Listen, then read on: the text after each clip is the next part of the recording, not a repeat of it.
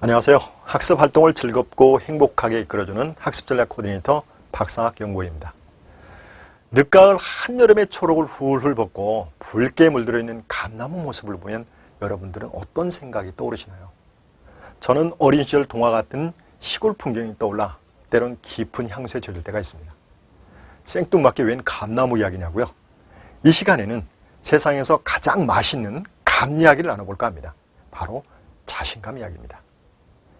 자신감이란 자신을 믿는 감정입니다.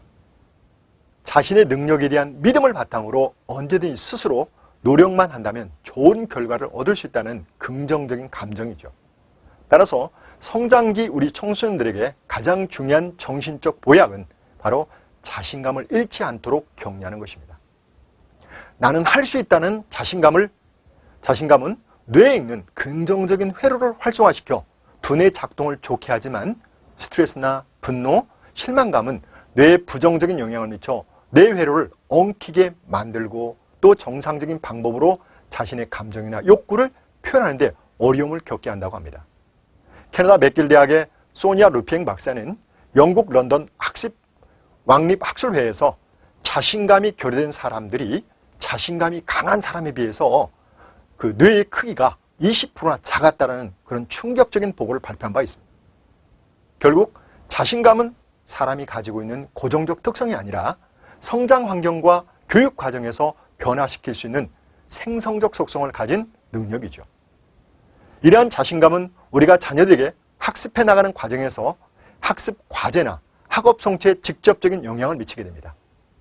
따라서 이 시간에는 어떻게 하면 우리 자녀들에게 자신감을 향상시킬 수 있는지에 대해서 이야기를 나눠보도록 하겠습니다. 먼저 자신감은 자기 효능감이라는 정의를 내릴 수 있습니다. 이와 관련된 연구를 처음으로 시작한 사회인지 심리학자 엘버트 반두라와 이후에 많은 학자들은 강한 자신감이야말로 높은 동기 수준, 즉 학업 성취 또는 교과목들에 대한 내적 흥미와 발달 등을 형성한다고 봤습니다. 여기서 자기 효능감이란 나에 대한 나의 인식, 즉 내가 내 자신에 가지고 있는 개인적인 신념입니다. 이러한 자기 효능 신념은 학습자가 학습하는 과정에서 나타나기도 합니다. 노력의 정도나 행위 방해에 따라서 장애와 실패를 넘는 끈기, 역경, 극복의 의지들이 학업 성취와 동기 수준에 많은 영향을 줍니다.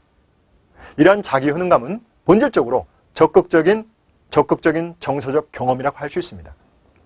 일반적으로 어떤 과제를 할 수 있다고 믿는 학생은 할 수 없다고 믿는 학생보다 더욱 통합적인 인지적 전략을 사용합니다.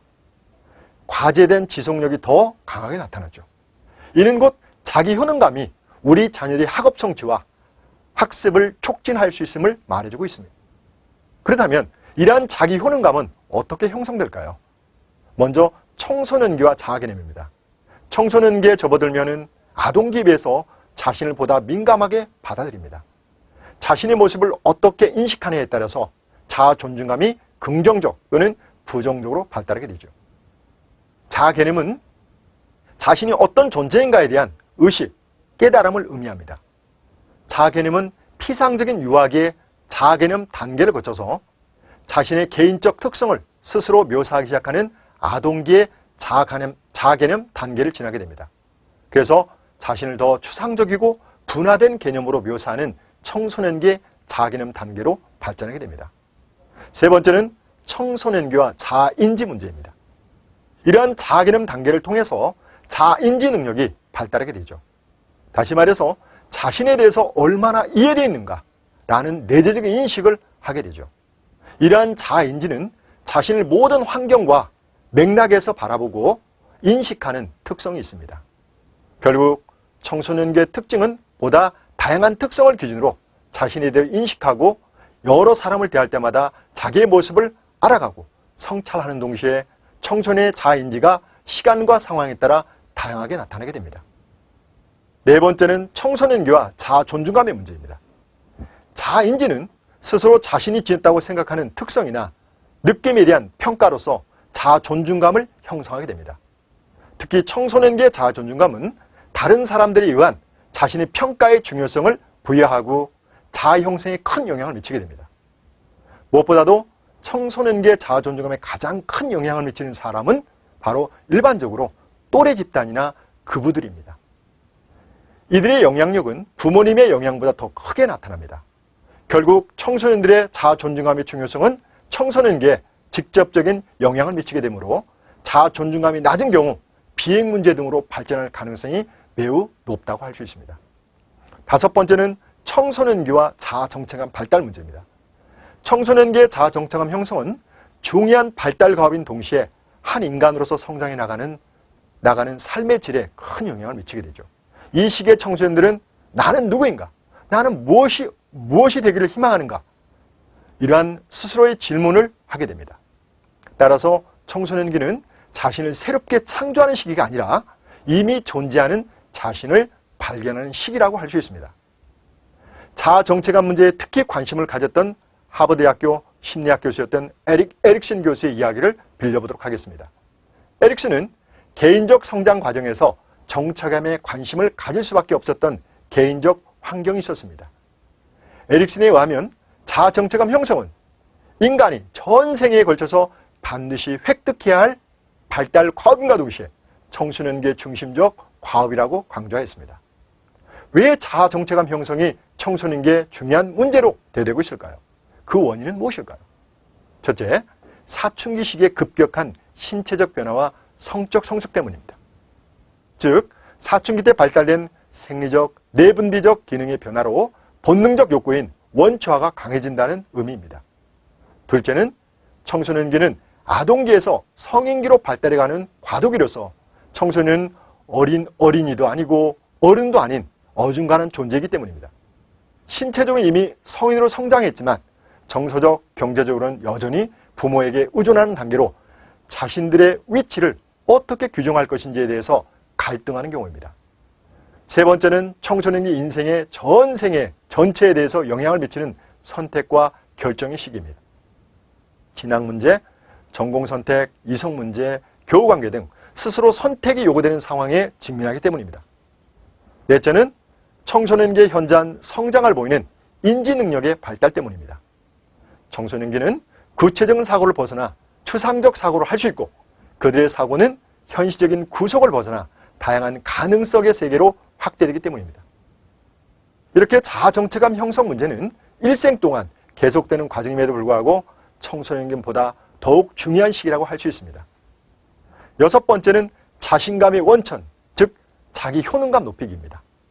건강한 청소년기에 자아 정체감을 갖도록 하는 것은 자기 효능감, 즉 자신감을 갖도록 하는 가장 좋은 방법입니다. 자신감은 학습자 자신의 의지와 결의로부터 참된 자신감을 얻을 수 있습니다. 자아 이미지 심리학의 선구자인 프레스코트 레키 박사는 개인이 가지고 있는 자아 이미지가 그 자신의 인생에 얼마나 큰 영향력을 행사하는지 실험으로 입증하였습니다. 첫 번째 사례는 평소 나는 천성적으로 철자에 약하다는 자아 이미지를 갖고 있던 학생입니다. 이 학생은 단어 시험에서 100개 중 55개의 철자가 틀려서 여러 과목에서 낙제점을 받았습니다. 두 번째 사례는 평소 나는 수학적인 개념과 소질이 없다는 자아 이미지를 가지고 있던 학생 이야기입니다. 이 학생도 부정적인 생각으로 인해서 결국 학점이 나빠 학교를 중도에 그만두게 됩니다. 세 번째 사례는 국가 공인검정기관으로부터 영어를 구사할 능력이 없다고 통보받은 한 소년 역시 부정적인 자아 이미지가 너무 강했습니다. 이들의 공통점은 자신의 점수와 실패를 동일시해서 부정적인 자아 이미지를 강화해 나갔던 것이죠. 그러자 레키 박사는 이들이 가지고 있는 나는 할 수 없어라는 부정적인 자아 이미지를 나는 할 수 있어 라고 바꿔줬습니다. 어떻게 되었을까요? 첫 번째 학생은 다음해 평균 91점을 받아 교내에서 가장 우수한 학생으로 선발되었고 두 번째 사례 학생은 명문 콜롬비아 대학에 입학해서 전 과목이 A 학점을 받아 우등생이 되었습니다. 마지막 세 번째 학생은 다음해 문학상 시상식에서 표창장을 받았습니다. 그들의 성적이 나빴던 것은 그들이 우둔하거나 기본 능력이 부족해서가 아니라 너무 무기력한 부적절한 바로 자아 이미지가 문제였던 것이었습니다. 이렇듯 많은 학생들은 초등학교 때부터 누적된 학습 결손과 잘못된 학습 습관, 잘못된 학습 방법으로 상대평가를 통해서 학습된 무력감, 그리고 학습된 부정적 자아 이미지를 가지고 있습니다. 이들에게는 무엇보다도 이러한 질곡에서 해방될 수 있도록 실질적인 도움을 줘야 합니다. 자기 효능감을 높일 수 있는 실천적인 방법은 첫째, 공부 방법을 몰라 어려움을 겪고 있는 바로 아이들에게 공부 방법의 안내를 통해서 할 수 있다는 자신감을 심어줘야 합니다. 둘째, 학습 과정에서 작은 성취 경험을 통해 나도 할 수 있다는 큰 성취 경험으로 확장할 수 있도록 안내해줘야 합니다. 셋째는 사회 인지 학습의 핵심적 내용이 하나인 바로 모델링 학습을 통해서 자신도 할 수 있다는 자신감을 갖도록 해줘야 합니다. 자, 넷째는 부모나 교사의 언어적 설득에 의한 자신감 향상을 들 수 있습니다. 적절한 보상과 칭찬, 그리고 학습자를 지지하고 신뢰하는 대화를 통해서 자신감을 갖도록 해야 합니다. 다섯 번째는 부모나 교사는 지식 전달자와 정서적 지지자로서 중요한 역할을 해줘야 합니다.